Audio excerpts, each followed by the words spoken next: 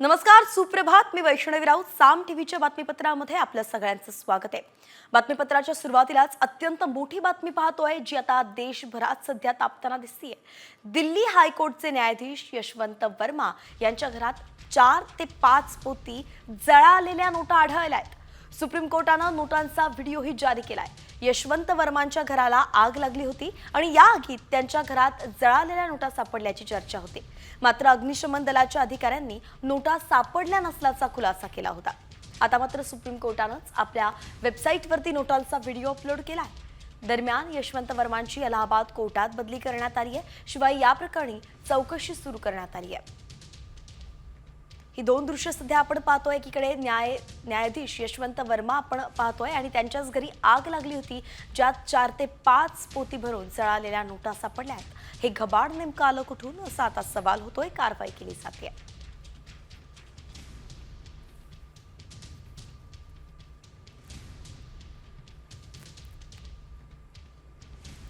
अशा अनेक महत्त्वाच्या बातम्या त्या सविस्तरपणे पाहायच्याच, पण त्याआधी आता आपण वेगवान स्वरूपाच्या बातम्यांकडे वळतोय. 36 जिल्हे 36 रिपोर्टरच्या माध्यमातून जिल्ह्यातील, तालुक्यातील, अगदी तुमच्या गावातील बातम्यांचा वेगवान आढावा. धुळे शहरात दुर्गंधीयुक्त पाण्याचा पुरवठा होतोय आणि या पाण्यामुळे नागरिकांना विविध साथींच्या आजाराला सामोरं जावं लागतंय. पाणी खराब येत असल्यामुळे पालिका प्रशासनाच्या कार्यप्रणालीवरच आता प्रश्नचिन्ह उपस्थित केलं जात आहे.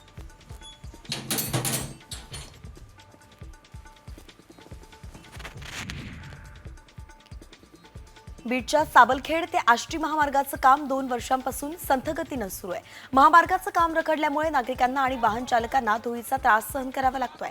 या रस्त्याच्या कामाचा निषेध म्हणून नागरिकांनी अभियंत्याला साडीचोळीचा आहेर दिला.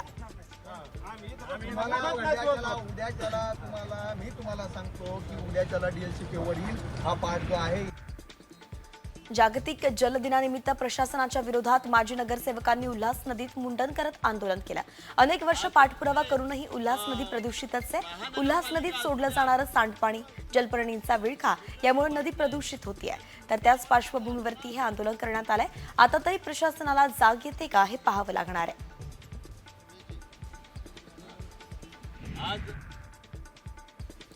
कोट्यवधी रुपये खर्चून बांधण्यात आलेल्या बदलापूर नगरपालिकेच्या नवीन इमारतीत अत्याधुनिक सोयी सुविधा देण्यात आल्या आहेत. मात्र अजूनही या इमारतीचं बेसमेंटमधील पार्किंग सुरू करण्यात आलं नाहीये. त्यामुळे पालिकेत कामासाठी येणाऱ्या नागरिकांना तसंच कर्मचाऱ्यांनाही वाहन लावण्यासाठी मोठी कसरत करावी लागते. हिंगोलीच्या सेनगावामध्ये बँक ऑफ इंडियाच्या एटीएम मध्ये जुन्या 500 रुपयांच्या नोटा आढळल्या आहेत. खोडसाळपणानं हा प्रकार केल्याचं बँक व्यवस्थापनानं सांगितलंय. दरम्यान या संपूर्ण प्रकरणाची बँकेकडून चौकशी देखील करण्यात येणार आहे.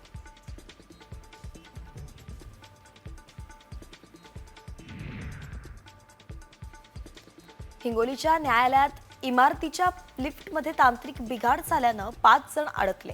मात्र अचानक लिफ्ट बंद पडल्यानं गोंधळ उडाला. मागील 8 दिवसात 3 वेळा या लिफ्टमध्ये बिघाड झाल्यानं न्यायालयातील वकिलांनी संताप व्यक्त केलाय.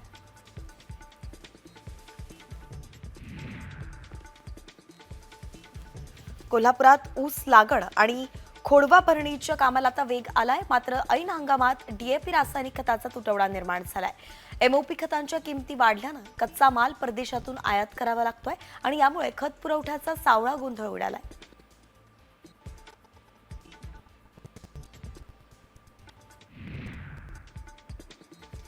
मुंबई नागपूर समृद्धी महामार्गावरती सर्रास दुचाकी आणि रिक्षा धावत असल्याचा प्रकार समोर आलाय. समृद्धीवरती दुचाकी आणि रिक्षाला मनाई आहे, तरी प्रशासन याकडे लक्ष देत नसताना कळतंय. एकीकडे अशा कारणांमुळे समृद्धीवरती अपघात होत आहेत, तर दुसरीकडे प्रशासन गाढ झोपेत असल्याचं दिसतंय. कॉमस्कोर नुसार आता isakal.com आहे देशातील नंबर 1 ची मराठी न्यूज वेबसाईट. प्रत्येक अपडेटसाठी isakal.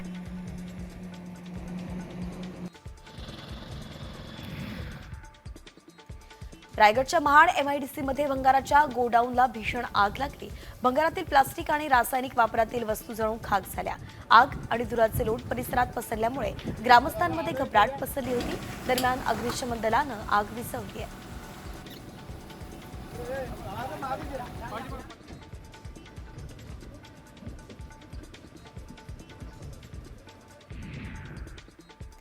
अमरावतीच्या अकोला हायवेवरती शिवशाही बसला आग लागली आहे. माऊली चोड गावाजवळ आग लागल्यानंतर वाहन चालक आणि 4 प्रवासी बसमधून सुखरूप बाहेर पडले. आगीमध्ये शिवशाही बस संपूर्ण जळून खाक झाली आहे. शॉर्ट सर्किटनं आग लागल्याची प्राथमिक माहिती आहे.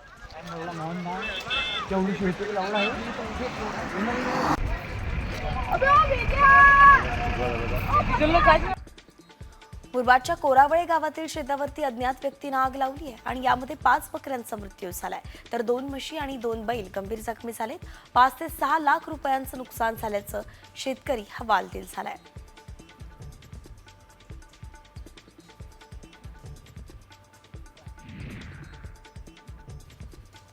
शहादा वन विभागाच्या लाकूड आगार परिसरात आग लागलेली आहे. आगीचं कारण अद्यापही अस्पष्टच आहे. मात्र यात लाकूड जळून खाक झाल्यानं मोठं नुकसान झालंय. या आगारात जप्त केलेला लाकूड साठा आणि वाहनं ठेवलेली असतात.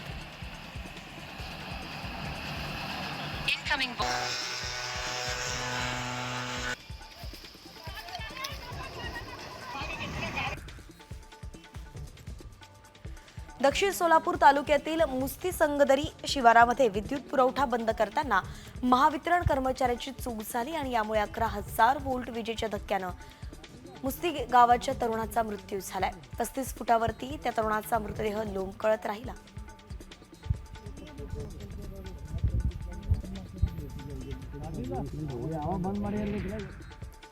नांदेडच्या सुगावामध्ये प्रेम प्रकरणातून तरुणास मुलीच्या नातेवाईकांनी बेदम मारहाण केली आहे. तसंच धमकी दिल्याच्या भीतीपोटी तरुणानं गळफास घेऊन आत्महत्या केली आहे. या प्रकरणी पोलिसांत मुलीसह 7 जणांच्या विरोधात गुन्हा दाखल करण्यात आलाय.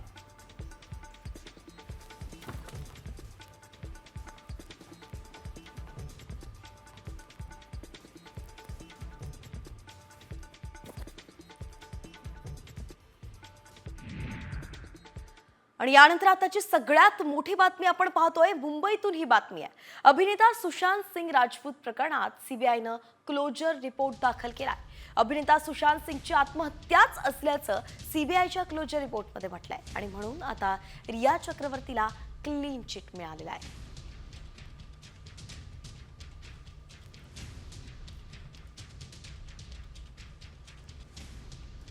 तर दुसरीकडे नारायण राणेंनी दिशा सालियन मृत्यू प्रकरणावरून मोठा दावा केलेला आहे.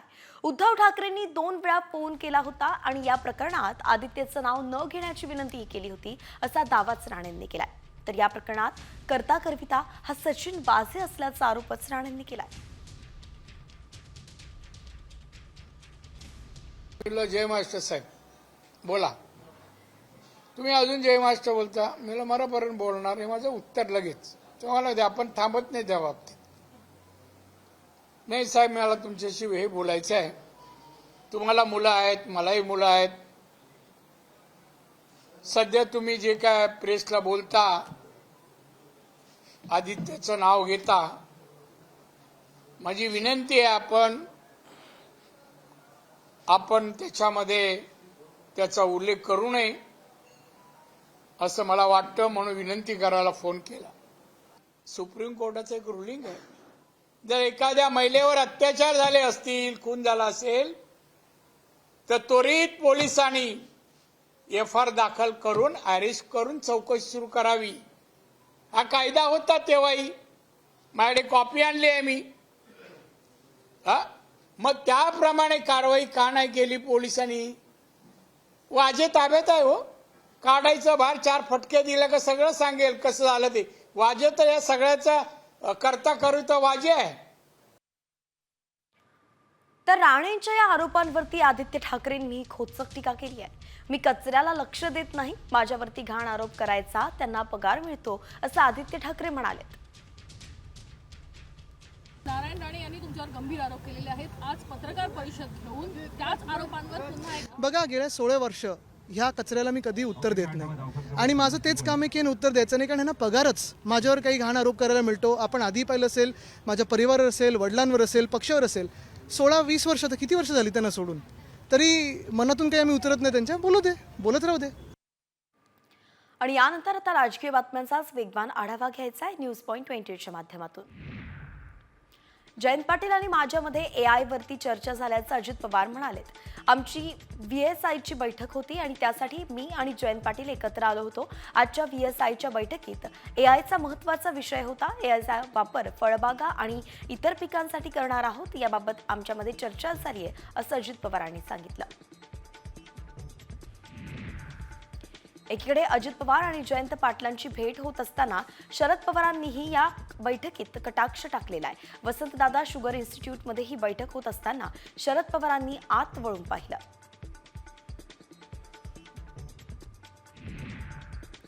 अजित पवार आणि जयंत पाटील यांना भेटण्यासाठी वसंतदादा शुगर विद्या प्रतिष्ठान रयत शिक्षण संस्था असते. आमच्या भेटीगाठी होत नाहीत झाल्या तर आम्ही टाळतो, अशा शब्दांत राऊतांनी अजित पवार आणि जयंत पाटलांच्या भेटीवरून निशाणा साधलाय.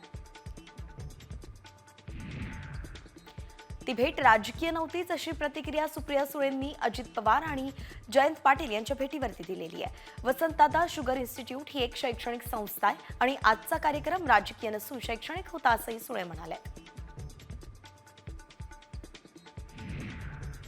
आमची भेट रोजच होते, मग आम्ही मारामारी करायच्या का, असं छगन भुजबळ म्हणाले. राजकारणात आम्ही एकमेकांच्या विरोधात आहोत, आम्ही शत्रू नाहीये. अजित पवार जयंत पाटील भेटीवरती भुजबळांनी ही प्रतिक्रिया दिली आहे.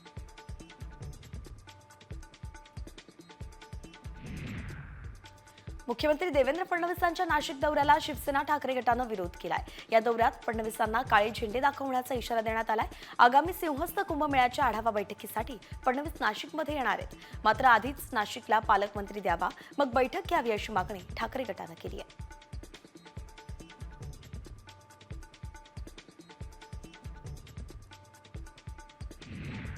रुपाली चाकणकरांनी ट्विट करत खासदार सुप्रिया सुळेंवरती निशाणा साधलाय. राज्य शिक्षण मंडळाच्या शाळांमध्ये CBSE अभ्यासक्रम लागू करण्याच्या निर्णयावरती सुळेंनी टीका केली होती आणि याच निर्णयामुळे महाराष्ट्राची ओळख पुसणार असं वाटतं. मग संसदेत तुम्ही मराठीतच का बोलत नाहीत, तिथे मराठी बोलताना लाज वाटते का, असा घणाघात चाकणकरांनी केलाय.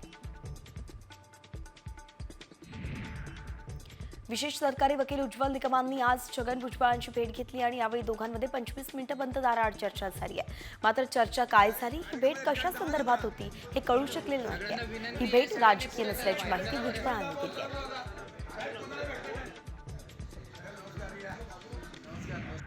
मुंबईतील रस्ते घोटाळ्या प्रकरणी आदित्य ठाकरेंनी मुख्यमंत्री फडणवीसांना पत्र लिहिलंय. यावेळी मुंबईतील रस्ते घोटाळ्याची चौकशी करा, एकनाथ शिंदेंच्या देखरेखीत घोटाळा झाल्याचा आरोपच आदित्य ठाकरेंनी केलाय.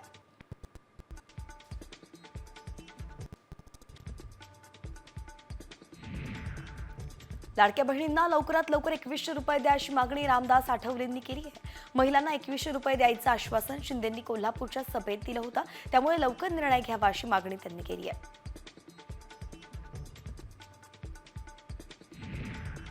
केंद्रीय मंत्री नितीन गडकरी यांनी पुन्हा एकदा राजकारणातील जातीय वादावरती जोरदार प्रहार केलाय.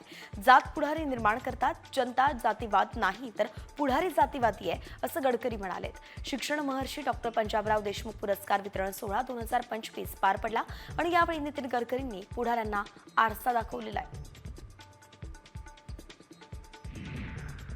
संगमेश्वरमधील छत्रपती संभाजी स्मारकाच्या जागेची पाहणी मंत्री उदय सामंतांनी केली आहे. छत्रपती संभाजी महाराजांचं जागतिक पातळीवरचं स्मारक उभारण्याचा निर्णय सरकारनं घेतलाय. तर 29 मार्चला बलिदान दिवशी उपमुख्यमंत्री एकनाथ शिंदे संगमेश्वरमध्ये अभिवादन करण्यासाठी येणार आहेत. बऱ्याच प्रतीक्षेनंतर भाजपचे प्रदेश सरचिटणीस संजय केणेकरांना विधान परिषदेची आमदारकी मिळाल्यानं संभाजीनगरमध्ये जल्लोष साजरा करण्यात आला. संभाजीनगरमध्ये केणेकरांची जंगी स्वागतही करण्यात आलं. भाजपकडून क्रांती चौक ते गुलमंडीपर्यंत शक्ती प्रदर्शनही करण्यात आलं.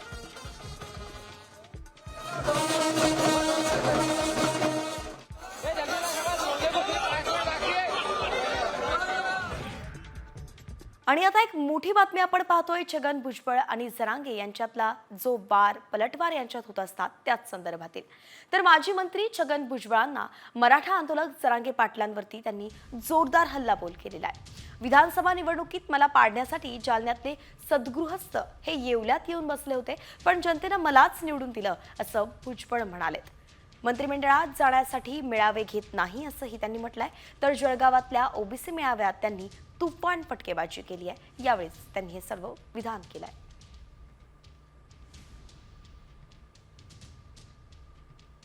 मी राजीनामा दिला, कारण म्हटलं मला सरकारच्या विरुद्ध बोलावं लागेल. मंत्रिपदाचा राजीनामा दिला 16 तारखेला आणि 17 तारखेला अंबडचा लाखो लोकांचा मेळावा. मग बीडला झाला, मग हिंगोलीला झाला, मग नगरला झाला, अनेक ठिकाणी झाला. मला त्यांना सांगायचं, ज्यांनी जे विचारलं की मंत्रिमंडळात जाण्यासाठी, अजिबात ना. अरे छगन भुजबळ नाम ही काफी है. महाराष्ट्रात कुठेच नाही गेले ते सदग्रस्त. जालन्याचे यांचे सो कॉल्ड लीडर फक्त येवल्यात येऊन बसले आणि छगन भुजबळला पाडा, छगन भुजबळला पाडा. कशाला पाडा? पण लोक सुद्धा तिथले एवढे हुशार येवल्याचे. ठीक आहे, मताधिक्य कमी झालं, पण 25-30 हजाराचा लीड शेवटी दिला आणि मला निवडून दिलं. आणि यानंतर वळतोय टॉप 50 कडे. देशभरातील राज्यभरातील बातम्यांचा वेगवान आढावा. केंद्र सरकारनं 1 एप्रिलपासून कांद्यावरील 20% निर्यात शुल्क हटवण्याचा निर्णय घेतलाय आणि यामुळे आता कांद्यावरचं निर्यात शुल्क 0% आलंय. कांद्याच्या दरात घसरण होत असल्यानं निर्यात शुल्क हटवण्याची मागणी शेतकरी करत होते. अखेर केंद्र सरकारनं ही मागणी पूर्ण केलेली आहे.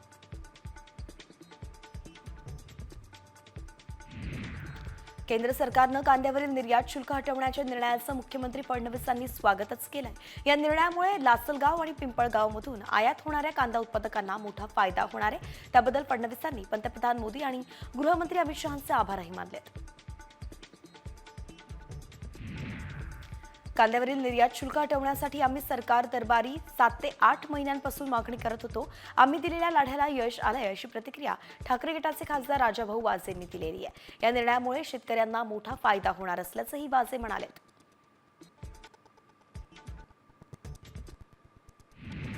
नाशिक जिल्ह्यात 1 एप्रिलपर्यंत शस्त्र आणि जमावबंदी आदेश जारी करण्यात आलेत. नाशिक जिल्ह्यातील कायदा आणि सुव्यवस्था अबाधित राखण्यासाठीच हा निर्णय घेण्यात आलाय. आगामी सण उत्सव, ईद आणि नागपूरमधील घटनेच्या पार्श्वभूमीवरती हा निर्णय घेतला गेलाय.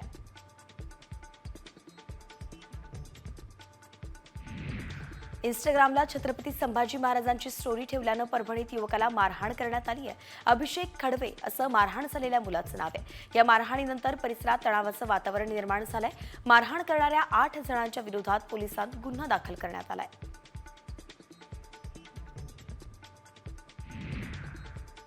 नागपूरमध्ये नवसखी सरस महोत्सवाचं उद्घाटन मुख्यमंत्री देवेंद्र फडणवीस यांच्या हस्ते पार पडलं. ग्रामीण भागातील स्वयंसहाय्यता समूहातील महिलांनी उत्पादित केलेल्या मालाचं प्रदर्शन आणि विक्री या महोत्सवात करण्यात येते. यावेळी फडणवीसांनी लाडक्या बहिणींनी तयार केलेली पुरणपोळी आणि लाडूची चव घेतली.